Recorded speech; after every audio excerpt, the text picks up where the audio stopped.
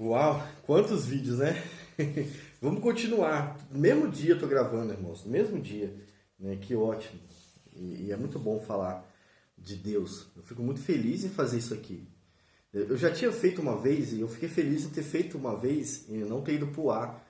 Mas eu gostei de ter feito. Eu gosto de fazer. É muito interessante. Vamos continuar o nosso estudo. Mas aí eu preciso fazer um resumo. Passamos aqui por 5 pontos, né?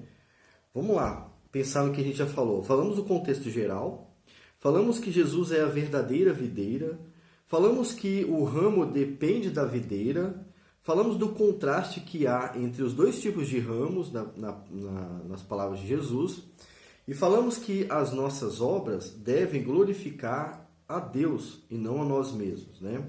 Depois falamos sobre o mandamento de Deus e o amor. E o nosso próximo ponto é o ponto 6 aqui na minha anotação. E ele vai do versículo 14 até o versículo 17. Tá? Estamos chegando à reta final do texto aqui. Jesus tem um monte de coisa para falar ainda. E a gente vai terminar, deixa eu ver. Não vai dar para terminar hoje, mas a gente vai bem longe aqui no nosso texto de João 15, com mais aí uma meia hora de estudo, né, de leitura e estudo, e aí a gente encerra no próximo vídeo. Ó, estou cansado? Mais ou menos. Se você ainda não é inscrito no canal, se inscreva no canal. Compartilhe esses vídeos para outras pessoas, para que eles leiam a Bíblia também. Né? Quem sabe eles podem ler com vocês, né? Você pode ler com eles ao mesmo tempo, assista junto. Eu só estou lendo a Bíblia mesmo, então ficou muito básico isso aqui e muito interessante ao mesmo tempo. Eu não sei quando que eu tive essa ideia, mas eu gostei muito de ter. Agora sim, vamos continuar aqui. João capítulo 15, nós vamos continuar do versículo 14, tá? No versículo 13, Jesus ele começou a tratar sobre esses amigos. E o título que eu dei a esse ponto é o seguinte: a obediência nos aproxima de Jesus. Jesus os compara a amigos queridos, tá? Pois eles, dando frutos, cumprem o que ele disse. A proximidade aqui indica que os apóstolos estarão tão envolvidos que pensarão a mesma coisa que Jesus em relação à sua missão. Isso pode e deve ser aplicado a nós também. A obediência nos aproxima de Deus.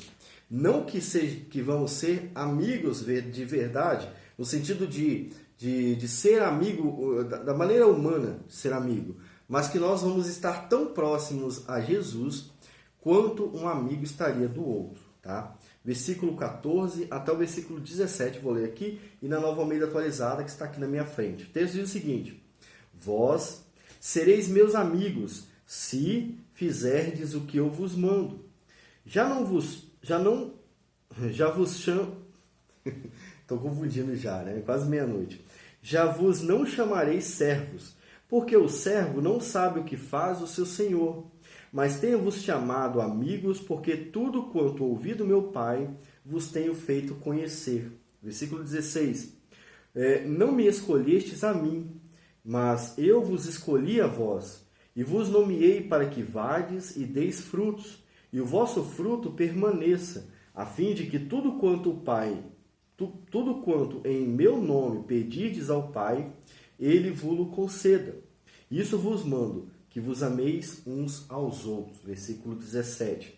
Aí na Nova Almeida Atualizada está escrito o seguinte, deixa eu pegar ela aqui, fica mais fácil para mim.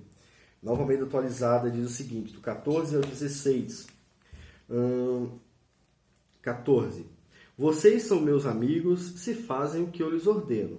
Já não chamo vocês de servos, porque o servo não sabe o que o seu senhor faz, mas tenho chamado vocês de amigos, porque tudo o que ouvi do meu Pai, eu lhes dei a conhecer. Não foram vocês que me escolheram, pelo contrário, eu os escolhi e os designei para que vão e deem fruto. E o fruto de vocês permaneça, a fim de que tudo que pedirem ao Pai em meu nome, ele lhe conceda.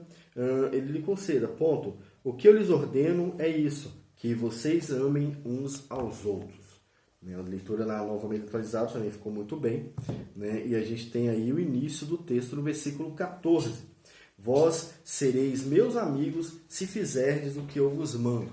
Esse relacionamento de amigo não é um relacionamento que nós vamos ter com Deus exatamente do jeito que nós temos com nossos amigos, tá? Você não vai desrespeitar a Deus, você não vai zoar a Deus, você não vai humilhar a Deus, não. Mas a proximidade que tem entre um amigo e outro é parecida, né? Nós vamos ter esse tipo de relacionamento com Deus se nós obedecermos a Deus.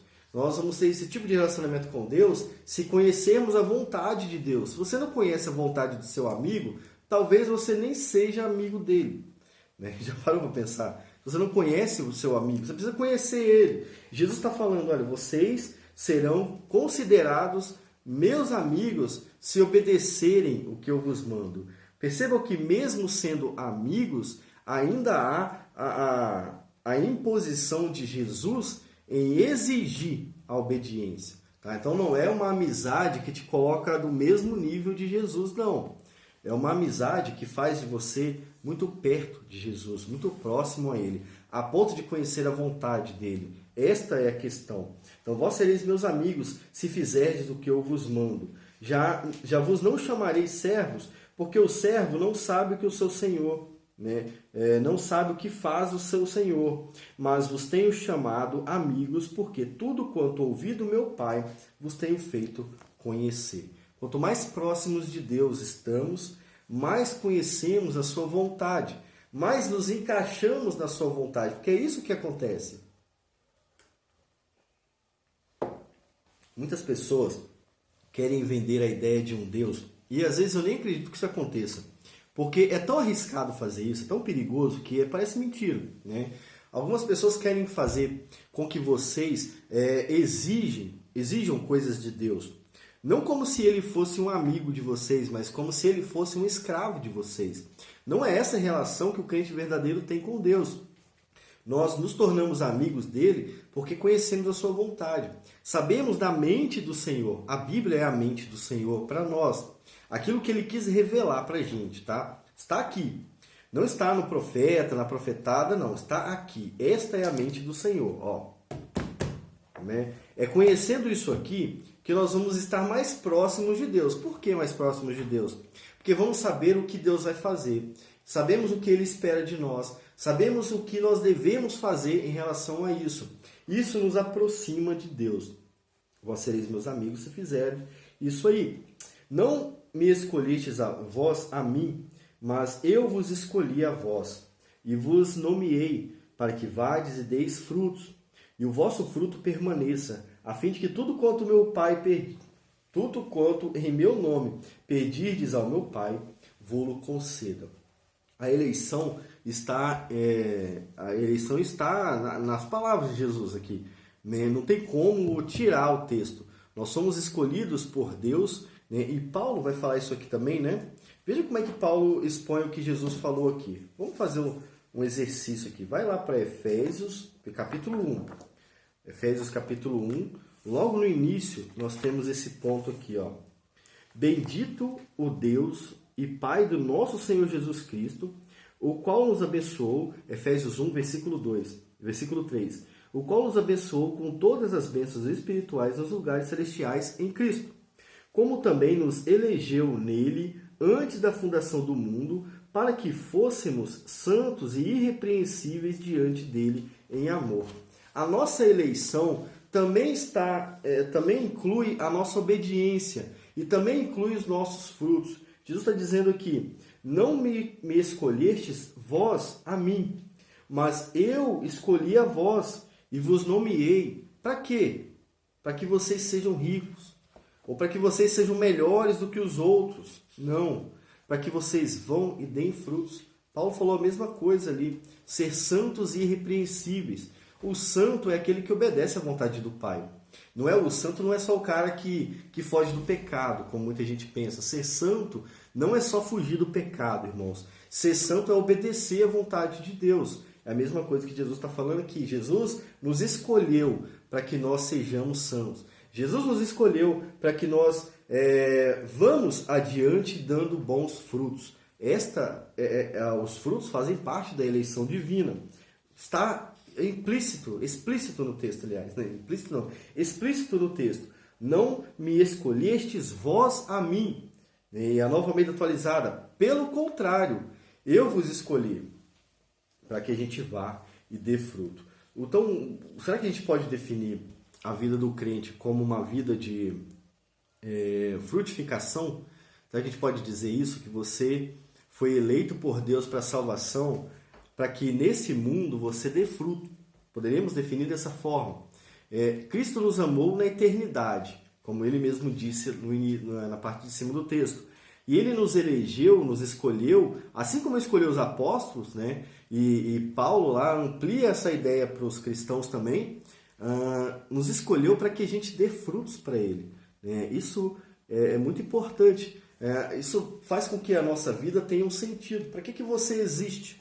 Para que você é crente? Para que você é rico? Para que você é pobre? Para que você é inteligente? Né? Para que você dê frutos para Deus. É isso. Deus nos escolheu para que façamos a sua vontade. Esta é a base do texto. Essa é a totalidade do ensino aqui nesse versículo. E aí ele vai continuar, né, no versículo 17. Isso vos mando, que vos ameis uns aos outros. A nossa ideia de ser salvo às vezes foge muito disso. Nós achamos que somos salvos para só irmos para o céu. Achamos que ser salvos é só ser salvo da ira de Deus e ir para o céu. Né? Sou eleito de Deus. Fui alcançado pela graça de Deus. Agora é só aguardar a volta de Jesus. Esse é um termo que não é exatamente assim que funciona. Não é exatamente aguardar. É fazer algo enquanto Jesus não volta. Enquanto isso, nós aguardamos a sua vinda, mas não aguardamos parados. Nós fomos escolhidos para dar bons frutos. Seria esta a ideia de Jesus aqui no versículo 16 e versículo 17. E se somos eleitos, escolhidos por Deus, para ter a mente de Jesus e aos poucos ganhamos essa mente, podemos pedir tudo ao Pai que Ele vai nos dar. É claro que eu não posso dizer que isso vai acontecer toda vez, né? E que nós nunca vamos errar. Nós vamos errar, tá, irmãos? Ainda não somos perfeitos. Mas o que Cristo está falando é que nós vamos ter a mente de Deus, vamos pensar como Ele, e por isso Deus vai nos ouvir. É isso que vai acontecer. Ele não vai se tornar um escravo de nós. Somos nós que nos encaixamos na sua vontade. Foi você que se encaixou na vontade de Deus. Então, quando você pede alguma coisa para Deus, no fundo, você pediu alguma coisa que Deus queria que você pedisse. No fundo, é isso que acontece. Próximo ponto vai mostrar o resultado desse chamado nos crentes. O mundo odeia os amigos de Jesus. Isso vai do versículo 18 até o versículo 21 do texto. Eu acho que eu vou terminar este vídeo aqui no ponto 7 e vou terminar todo o estudo no próximo vídeo. Acho que eu vou fazer isso. Mas vamos lá. Ponto 7. O mundo odeia os amigos de Jesus. Tenham isso em mente para que vocês não pensem que vocês vão ser queridos no mundo. Tá? Essa é a síntese de todo o texto que nós vamos ler. E a ideia é essa. Jesus está dizendo que nós vamos ser odiados pelo mundo e não queridos pelo mundo. Alguns pregadores são tão legais, tão gente boas, que o mundo aplaude esses pregadores. Está estranho isso? O mundo aplaudindo os pregadores, né? Porque tecnicamente o evangelho constrange o mundo.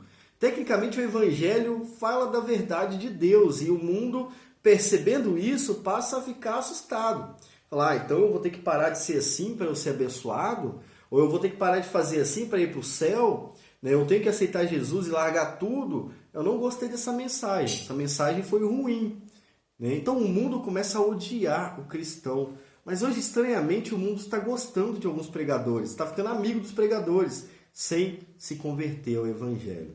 Isso significa que esses pregadores não estão falando o que Jesus mandou falar. É isso que significa.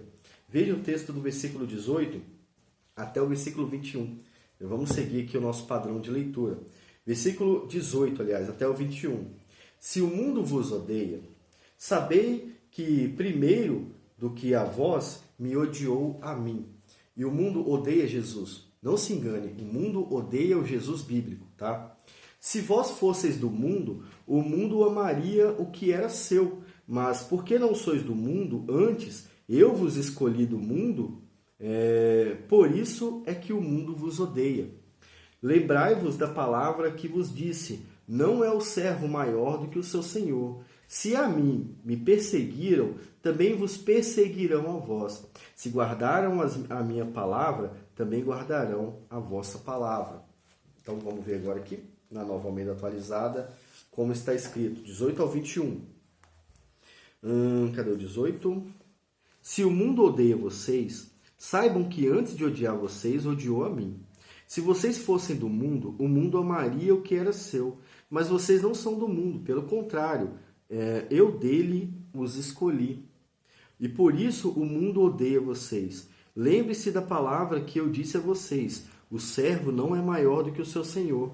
Se perseguiram a mim, também perseguirão vocês. Se guardaram a minha palavra, também guardarão a de vocês. Interessante, né? A Nova Almeida Atualizada é muito boa também. Vamos pensar aqui, então. Se o mundo vos odeia, sabeis que antes odiou a mim. O mundo ainda odeia Jesus. Mas vamos pensar na época de Jesus. Vamos pensar no contexto de Jesus. O mundo odiava os apóstolos porque eles pregavam a palavra de Deus. E todo mundo que prega a palavra de Deus, como os apóstolos, serão odiados pelo mundo. Paulo pregou contra os deuses de Atena, né? E se nós pregarmos contra os deuses do mundo hoje, seremos odiados como Paulo foi odiado. Mas nem todo mundo foi odiado, alguns foram convertidos. Mas os que não foram convertidos continuaram a odiar os cristãos, né? E muitos foram mortos, todos foram mortos no primeiro século, né? Só acho que João foi o único que morreu de velho. O restante foi morto. Sabeis que primeiro do que a vós me odiou a mim. Jesus estava prestes a ser vendido e ele está dizendo sobre isso. Até aquele momento o mundo estava perseguindo Jesus. E quando a gente lê o texto aqui, odeia, o termo odeia não é odeia de não gostar, é odeia de perseguir. Então a gente poderia ler o texto da seguinte maneira: se o mundo vos persegue, sabei que primeiro do que a vós me perseguiu a mim. Tanto que lá mais para frente Jesus vai falar também, vai usar também o termo persegue. Então nós temos aqui o grego, o termo aqui no grego, lá no Strong é 3404, se você quiser pesquisar depois. Odiar, perseguir, o texto certo aqui. Os discípulos foram perseguidos por Jesus. Os discípulos modernos também são perseguidos por Jesus. Quais discípulos? Por Jesus. Pelo mundo. Quais discípulos? Os discípulos de Jesus. Os discípulos verdadeiros são os discípulos que são perseguidos pelo mundo, odiado pelo mundo, né? Às vezes odiado pela sua própria família, às vezes odiado por alguém que vocês amam, né? E na verdade nós devemos amar todas as pessoas, seremos odiados por pessoas que nos amam. Isso é o que o texto está dizendo. Se o mundo nos odeia, a gente tem que pensar que antes de nos odiar, odiou a Jesus.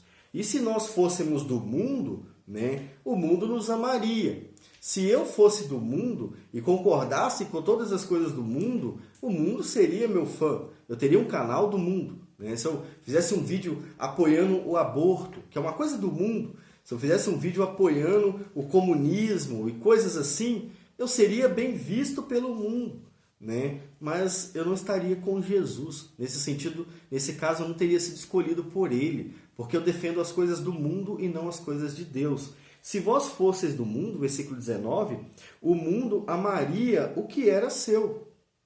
Mas porque não sois do mundo, antes Jesus nos escolheu do mundo, por isso o mundo nos odeia.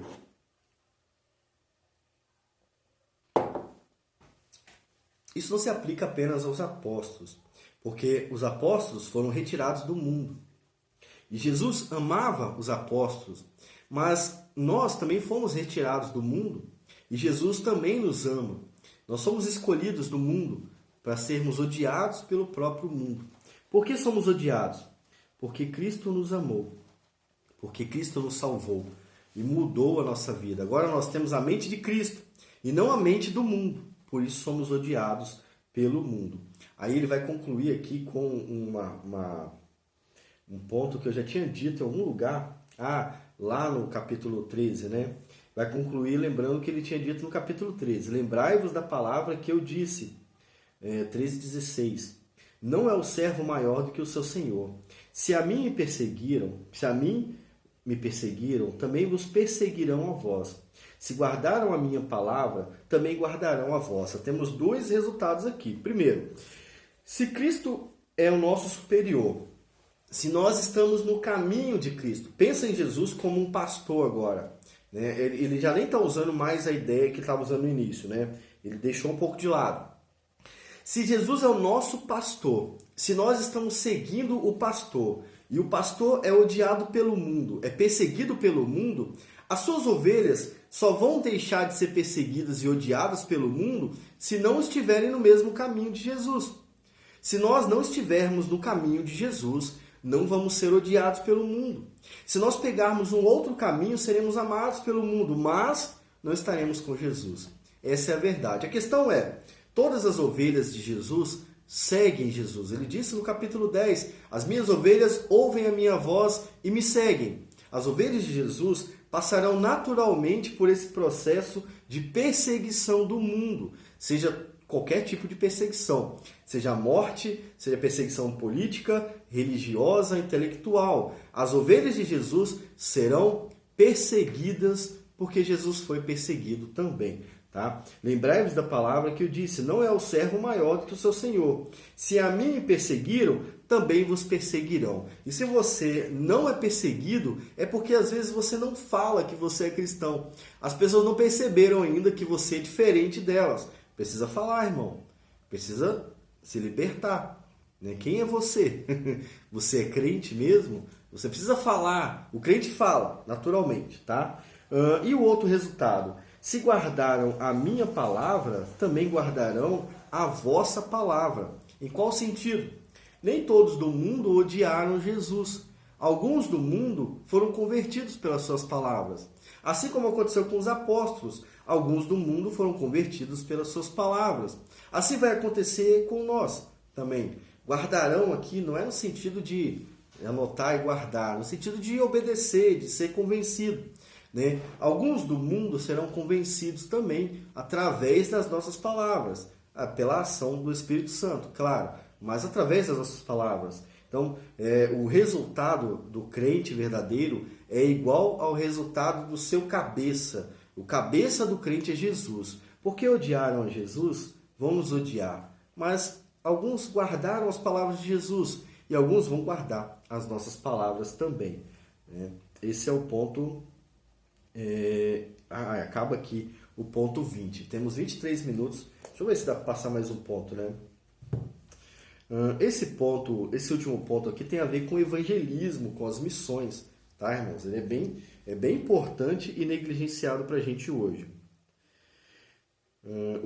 O ponto 8, ele não é grande. O ponto 8 não é grande. Dá para a gente passar pelo ponto 8. Vamos esticar um pouquinho mais e fazer o ponto 8?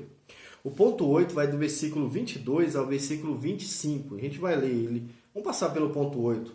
Eu já estou cansado. Que horas são? É meia-noite. Exatamente meia-noite. Mas eu vou passar pelo ponto 8 e a gente vai encerrar no próximo vídeo que eu vou gravar hoje ainda. Tá? Até o ponto 9, que vai encerrar o estudo de João 15. Então vamos ler aqui. João capítulo 15, versículo 22 até o 25. Versículo 22 diz o seguinte: Se eu não viera, nem lhes houvera falado, não teriam pecado. Mas agora não tem desculpa do seu pecado. Aquele que me odeia, odeia também a meu Pai. Se eu entre eles não fizesse tais obras, quais nenhum outro tem feito, não teriam pecado. Mas agora viram-nas e me odiaram a mim e a meu Pai. Vamos ver aqui na Bíblia novamente atualizada, versículo 22 ao 25. 22. Se eu não tivesse vindo e lhes falado, eles não teriam nenhum pecado. Mas agora não tem desculpa do seu pecado. Quem odeia a mim, odeia também o meu Pai. Se eu não tivesse feito entre eles as obras que nenhum outro fez, eles não teriam nenhum pecado, mas agora não somente viram, como também odiaram tanto a mim como meu Pai. Isso, porém, é para que se cumpra a palavra... Até o 25? Vai até o 24. Até o 25. Isso, porém, é para que se cumpra a palavra escrita na lei deles. Odiaram-me sem motivo. Né? Eu não li o versículo 25 aqui, mas é para que se cumpra a palavra que está escrita na sua lei. Odiaram-me sem causa. Na ACF. Os fariseus e os mestres da lei odiaram Jesus, né, e perseguiram Jesus.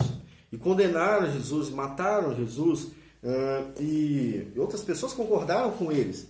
E fizeram isso também com os cristãos. De certa forma, os cristãos foram perseguidos pela própria religião presente naquele lugar. Né? Depois por outros governantes e tal, mas inicialmente pela própria religião, que existe até hoje, inclusive, né? Que ainda persegue. Vamos passar aqui pelos pontos. Então, versículo 22. Se eu não viesse,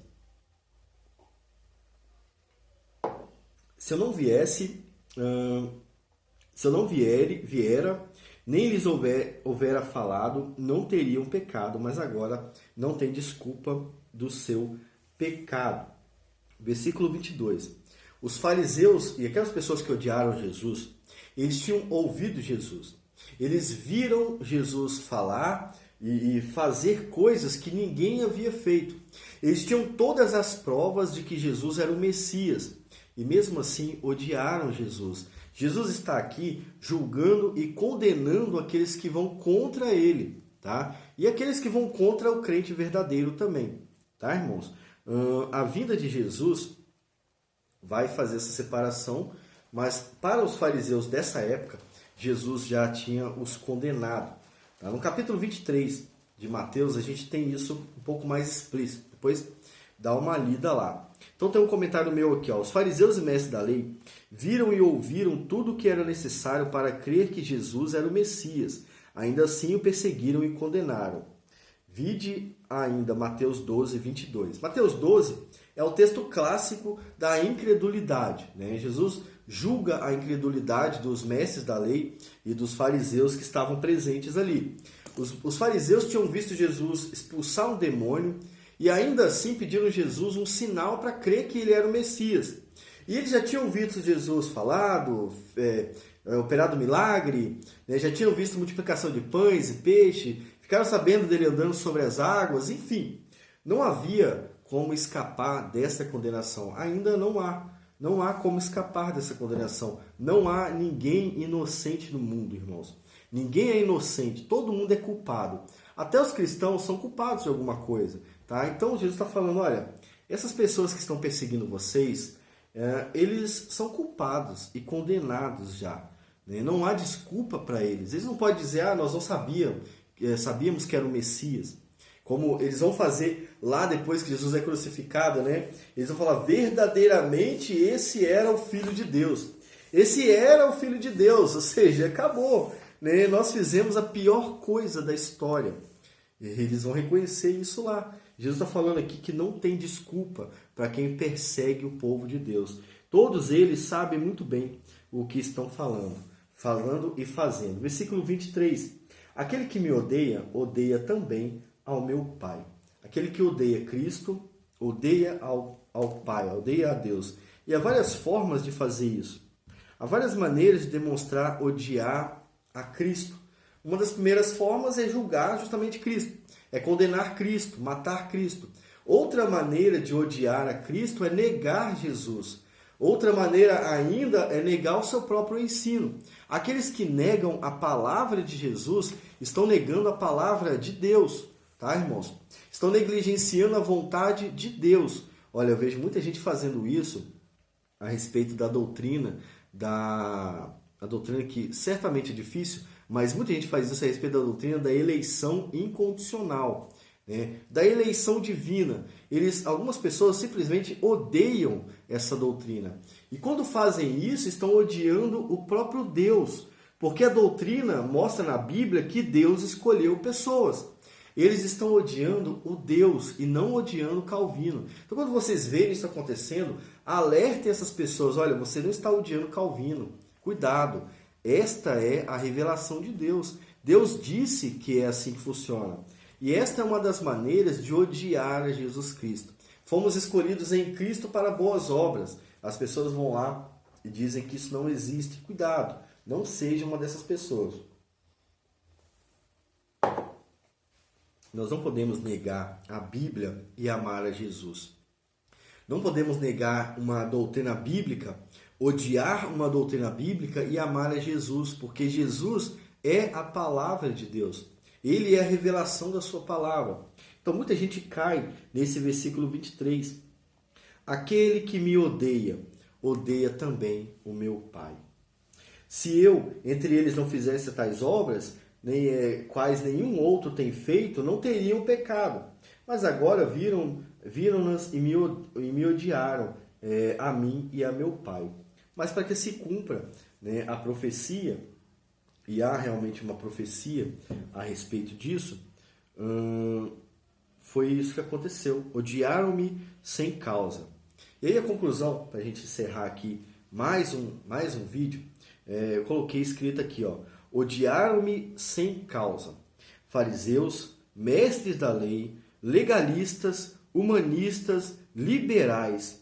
Quantas pessoas odeiam ou odiaram o que Jesus ensinava e andam como se fossem intelectuais. Por outro lado, temos alguns religiosos que odeiam Jesus em secreto. Paulo citou eles quando disse: não me envergonho do Evangelho. Romanos 1, 16, 17.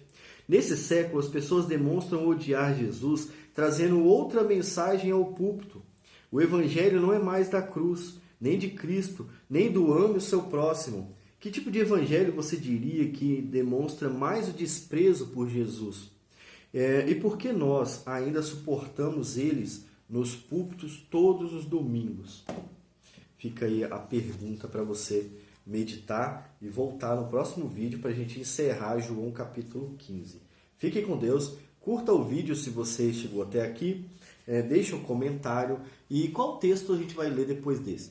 Nós vamos terminar João 15 no próximo vídeo e eu não sei qual texto vai ser o próximo, então eu vou contar com a colaboração de vocês. Fique com Deus e até mais.